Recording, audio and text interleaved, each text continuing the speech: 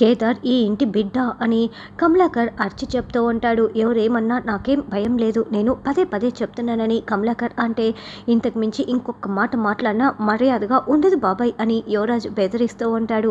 చూడు యువరాజ్, కమలాకర్ మావయ్య అర్థం చేసుకున్నారు, నువ్వు కూడా ఒక్కసారి ఆలోచించి చూడు, నీకే కేదార్ బాధ అర్థమవుతుంది అని ధాత్రి అంటుంది. ఎందుకు మీరు ఇలా మాట్లాడుతున్నారు అని నిషి అంటే, అవును కమలాకరు, నువ్వు నా వైపు మాట్లాడుతుంటావు, నాకు అండగా ఉంటావు అనుకుంటే నువ్వు కూడా ఇలా మాట్లాడుతున్నావు ఏంటి అని వైజయంతి అంటుంది. ఇన్ని రోజులు కమలాకర్ బాబాయి అర్థం చేసుకోలేదు, ఇప్పుడు అర్థం చేసుకుంటే మీరు ఇలా మాట్లాడుతున్నారు ఏంటి అని కౌశికి అంటుంది. కేదార్ అన్నయ్య జగదాత్రిని దగ్గరికి తీసుకున్నంత మాత్రాన మీ మీద ప్రేమ లేనట్లు కాదు కదా పెద్దమ్మ అని కాచి అంటుంది. కాబట్టి ఇప్పటికీ మీరు ఒప్పుకోండి, యువరాజ్ నువ్వు కూడా కేదార్ని ఈ ఇంటి వారసుడిగా అంగీకరించు అని కౌశికి అరుస్తూ ఉంటుంది. అది నా కంఠంలో ప్రాణముండగా జరగదు. అప్పుడు ఇప్పుడు ఎప్పుడు ఈ ఇంటికి వారసుడు ఒక్కడే, అది నేను అని యువరాజ్ అరుస్తూ ఉంటాడు. కేదార్ అడుగుతున్నది వారసత్వం కాదు యువరాజ్, మీ నుంచి కోరుకునేది ప్రేమ మాత్రమే అని ధాత్రి అంటే, ఈ మాటలన్నీ మాకెందుకు తెలివే, ఈరోజు ప్రేమ అంటావు, రేపు ఇంకొకటి అంటావు, ఆ తర్వాత ఆస్తిలో వాటా అడుగుతావు అని నిషి అంటుంది. అసలు నువ్వెందుకు ఇలా మాట్లాడుతున్నావు బాబాయ్, నాకు నిజం తెలియాలి, వాడు వాటాలో నీ కూడా ఒక వాటా ఇస్తానని చెప్పాడా అని యువరాజ్ అంటాడు. యువరాజ్ ఏం మాట్లాడుతున్నావో ముందు వెనక ఆలోచించి మాట్లాడు, నోటికి ఎంతొస్తే అంత మాట్లాడడం కాదు అని ధాత్రి అంటోంది. చెప్పు బాబాయ్, నువ్వు ఎందుకు అమ్ముడుపోయావు, నీకు వాడు ఎంత ఇస్తానని చెప్పాడు అని యువరాజ్ నీచంగా మాట్లాడుతూ ఉండటంతో కమలాకర్ పిడికిలి బిగించి కోపంగా చూస్తూ ఉంటాడు. కేదార్కి చాలా కోపం వస్తుంది. చూడు యువరాజు, పోనీలే పాపం అని చూస్తుంటే నువ్వు చాలా ఎక్కువ చేసి మాట్లాడుతున్నావు, ఇంకొక మాట బాబాయిని ఏదైనా అన్నా నేను చూస్తూ ఊరుకోను అని కేదార్ వార్నింగ్ ఇస్తుంటే, అవునా నువ్వు మాట కూడా పడనివ్వవా, ఉండు అంటూ కిచెన్లోకి వెళ్ళి కత్తి పట్టుకు వస్తాడు. రే అబ్బోడా, కత్తి తెచ్చేవి ఏందిరా అని వైజయంతి కంగారు పడుతూ ఉంటే, యువరాజ్ ఆవేశపడకు, కూర్చొని మాట్లాడుకుందాం అని కౌశికి అంటుంది. కూర్చొని మాట్లాడుకోవటాలు ఏమీ లేదక్క, ఈరోజు నేను బాబాయ్యో తేలిపోవాలి అని యువరాజ్ కత్తి చూపిస్తూ ఉంటే, ఏంట్రా కత్తి తీసుకొచ్చావు అంటే నన్ను చంపేస్తావా అని కమలాకర్ కూడా అరుస్తూ ఉంటాడు. ఈ ఇంట్లో నా స్థానం వరకు వస్తే నేను ఏం చేయటానికైనా క్షణం కూడా ఆలోచించనని నీకు కూడా తెలుసు కదా బాబాయ్ అని కత్తి చూపిస్తూ యువరాజ్ వార్నింగ్ ఇస్తుంటే, వెంటనే కేదార్ యువరాజ్ కాలర్ పట్టుకొని, రే ఏంట్రా, నేను ఉండగా ఈ ఇంట్లో బాబాయ్కి ఏమీ కానివ్వను, నేనుండగా బాబాయ్ని టచ్ చేయగలను అనుకుంటున్నావా అని కేదార్ నిలదీస్తూ ఉంటే, అయితే బాబాయ్ని ఎందుకు, నిన్నే చంపేస్తా అంటూ యువరాజ్ కేదార్ని పొడిచి పడేస్తాడు. అందరూ కెవ్వుమని కేకలు పెడుతూ షాకింగ్గా చూస్తూ ఉంటారు. అయితే కమలాకర్ కేదార్కి కత్తిపోటు తగలకుండా కత్తిని గట్టిగా పట్టేసుకొని ఉంటాడు. కమలాకర్ చేతికి రక్తపు గాయం అయిపోయి రక్తం కారిపోతూ ఉంటుంది. అయ్యో రక్తం కారిపోతోంది, కమలాకర్ నువ్వు కత్తిని వదిలేసేయి అని అరుస్తూ ఉంటే, రే అప్పుడా కత్తిని వదిలేసేయి అని వైజయంతి అరుస్తూ ఉంటుంది. ఎందుకు బాబాయ్ ఇంత పని చేశారు, చూడండి గాయం చాలా లోతుకు దిగిపోయింది అని కేదార్ రక్తపు చేతిని పట్టుకొని విలవిల్లాడిపోతూ ఉంటారు. వెంటనే కౌశికి యువరాజ్ అంటూ యువరాజ్ చెంప పగలగొడుతుంది. ఎందుకురా మనిషివని కూడా మర్చిపోయి ఇలా మృగంలా తయారైపోయి ప్రవర్తిస్తున్నావు, ఏ గొడవని ఎంతవరకు తీసుకొచ్చావో నీకు అర్థమవుతోందా అని కౌశికి అంటే, సొంత బాబాయినే చంపేస్తావా, అసలు నువ్వు మనిషివేనా అని సుధాకర్ నిలదీస్తూ ఉంటాడు. కాదు, వారసత్వం వరకు వస్తే నేను మనిషినే కాదు మృగంలా మారిపోతాను అని యువరాజ్ కత్తి చూపిస్తూ వార్నింగ్ ఇస్తూ ఉంటాడు. వారసత్వం అని నువ్వు పిచ్చి వాడివైపోయావు. ఇప్పుడు కేదార్ ఈ ఇంటి వారసుడన్న నిజం ఈ 4 గోడల మధ్య మాత్రమే ఉండిపోయింది. కాచి వల్ల పెళ్లి రోజు నాడు నేను ఫంక్షన్లో మొత్తం కేదార్ ఈ ఇంటి వారసుడని నేనే అనౌన్స్ చేస్తాను. అప్పుడు నీ వారసత్వ పిచ్చి ఏమవుతుందో నేను చూస్తాను, నేనే అనౌన్స్ చేస్తాను అని కమలాకర్ చెప్పగానే యువరాజ్ కత్తి తీసి తన పీకపై పెట్టుకుంటాడు. అంతవరకు వస్తే మాత్రమే మిగిలిపోతాము, నేను చావటానికైనా చంపటానికైనా రెడీ అని యువరాజు పీక కట్ చేసుకుంటూ ఉంటే, రే అపోడా ఆగరా అంటూ వైజయంతి కత్తి లాక్కుంటూ ఉంటుంది.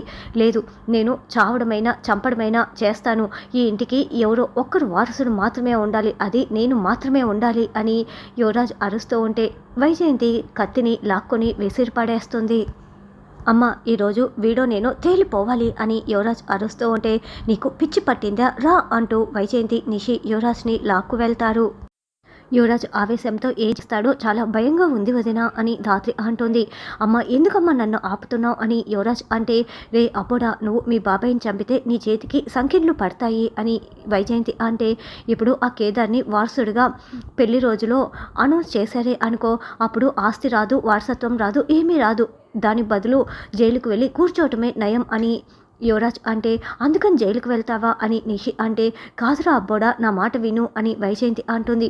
ఇంకా ఏంటమ్మా వినేది, నేను వినను కాక విననని యువరాజ్ అరుస్తూ ఉంటే వెంటనే వైజయంతి చెంప పగలగొట్టి, చూడ్రా అబ్బోడా కమలాకరు నాకు కేవలం మాత్రమే కాదు, నాకు కొడుకు లాంటివాడు. ఈ ఇంట్లో మొదటి నుంచి నేను చెప్పిందే జరుగుతూ ఉంది. కౌశికి పుట్టింటికి ఎలా వచ్చింది? కమలాకర్ నాకు సహాయం చేశాడు కాబట్టి.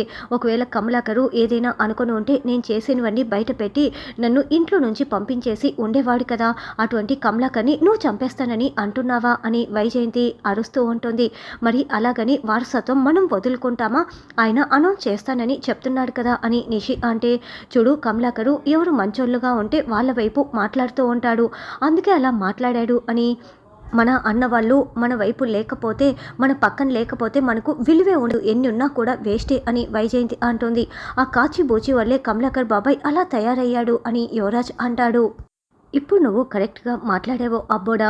ఆ జగదాత్రి కేదార్ల మీద ఉన్న నమ్మకాన్ని మనం వమ్ము చేస్తాము.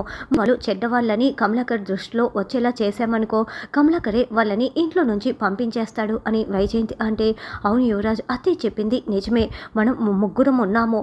ఫంక్షన్లో అనౌన్స్ చేయకముందే మనం కమలాకర్ మామయ్య మనసుని మార్చేద్దాము అని నిషి అనడంతో, అవునబ్బోడా నేను చూసుకుంటాను కదా అని వైజయంతి అంటుంది. నేను కూడా అంత ఆవేశపడి ఉండాల్సింది కాదు, నువ్వు చెప్పిన పని ముందే చేసి ఉంటే బాగుండేది అని యువరాజ్ అంటాడు. తర్వాత కమలాకర్ చేతికి కట్టు కడతారు. మామయ్య మీకు ఏమేం ట్యాబ్లెట్లు కావాలో ఏం వేసుకోవాలో అన్నీ నేను ఇక్కడే సిద్ధంగా పెట్టాను, నేనే దగ్గరుండి ఇస్తాను అని ధాత్రి అంటుంది. అయినా కూడా మీరు నా ప్రాణాలు కాపాడడం కోసం ఇలా మీ ప్రాణం మీదికి తెచ్చుకున్నారు అని కేదార్ చేతులు పట్టుకొని కమలాకర్ కాళ్ళ దగ్గర కూర్చొని ఉంటాడు. చూడు కేదార్, ఆవేశంలో యువరాజ్ తప్పు చేశాడు, ఈ ఇంట్లో ఇద్దరు కొడుకుల్ని కోల్పోకూడదు. అయినా కూడా నేను చిన్నప్పటి నుంచి యువరాజ్ని కొడుకులా చూసుకున్నాను, అలాంటిది నన్నే చంపాలని చూశాడు అని కమలాకర్ బాధపడుతూ ఉంటాడు. యువరాజ్ ఆవేశం గురించి తెలిసిందే కదా, మళ్ళీ ఇట్టే కోపం పోతుంది, బాధపడకండి అని కౌశికి, కాచి, బూచి, ధాత్రి, కేదార్ అందరూ చెప్తూ ఉంటారు. అయినా మీరు ఇలా మారిపోవటం నాకు చాలా సంతోషంగా ఉంది బాబాయ్ అని కౌశికి అంటే, ఇది నీ వల్లే సాధ్యమైందమ్మా కౌశికి, అపార్థానికి అబద్ధానికి ఒక్క క్షరమే తేడా ఉంటుంది, ఆలోచించమని నేను ఇంట్లో నుంచి వెళ్ళేటప్పుడు చెప్పావు. అప్పుడు నేను ఆలోచించాను, అది నిజమనిపించింది, కళ్ళతో చూశాను, అందుకే నేను ఇలా మారిపోయాను. కేదార్ ఈ ఇంటి వారసుడు, నేను ఇప్పటికి కూడా అదే చెప్తున్నాను, కానీ యువరాజే అర్థం చేసుకోవటం లేదు అని కమలాకర్ బాధపడుతూ ఉంటే, యువరాజ్ కూడా త్వరలోనే అర్థం చేసుకుంటారు, బాధపడకండి అని అందరూ నచ్చ చెప్తూ ఉంటారు. ఇలాంటి ఒక రోజు వస్తుందని నేను నమ్మలేకపోతున్నాను, మీరు నన్ను ఈ ఇంటి వారసుడిగా ఒప్పుకోవడం చాలా సంతోషాన్ని ఇస్తోంది అని కేదార్ సంతోషపడుతూ ఉంటాడు. చూడండి ఇందులో మీ తప్పేమీ లేదు, ఏమీ ఆలోచించకండి అని కౌశికి ధాత్రి కేదార్కి చెప్తుంది. తర్వాత ఆదిలక్ష్మి గార్డెన్లో అటు ఇటు తిరుగుతూ గుడికి వెళ్ళి వచ్చే లోపల ఎంత జరిగిపోయింది, ఇదే నీకు సరైన అవకాశం, ఈ కుటుంబం ముక్కలైపోయేలా ఏదైనా ప్లాన్ చేయి అని అనుకుంటూ ఉంటుంది.